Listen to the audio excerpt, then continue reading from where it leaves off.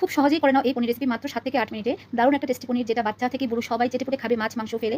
অবশ্যই তাড়াতাড়ি করে বাড়িতে এই রেসিপিটা করে নাও। একদমই কম সময়ে ঝটপট এই রেসিপি। তো সবাইকে খাইয়ে খুশি করে দাও। তো চলো প্রথমেই দেখাবো আর বেশি কথা না বলে। প্রথমেই যেটা করব সেটা হচ্ছে গিয়ে দেখো মিক্সি বাটিতে আমি টমেটো নিয়ে নিয়েছি আর একটু দুধ নিয়ে নিয়েছি। দেখতে পাচ্ছ সামান্য একটু দুধ আর টমেটো কিন্তু বিচি খুলিনি। যেহেতু ছেলে খাবে তার জন্য বিচিটা আমি রেখে দিলাম আর দিয়ে দিলাম নারকেল কোড়া। নারকেল কোড়া আমি এখানে দিয়ে দিয়েছি 4 মগজ দিয়ে দিলাম। 4 মগজ দিয়ে এবার দিয়ে দেবো একটু গোলমরিচের গুঁড়ো আর কিছু কাজু বাদাম দিয়ে দিলাম। তো এবার আমি একটা ফাইন পেস্ট করব আর এদিকে আমি কড়াইতে দিয়ে দিলাম সরষের তেলে শুকনো লঙ্কা একটা ফোড়ন দিয়ে দিয়েছি। শুকনো লঙ্কা ফোড়ন দেবে ইচ্ছা করলে তোমরা তেজপাতা দিতে পারো কিন্তু আমি তেজপাতা দিইনি।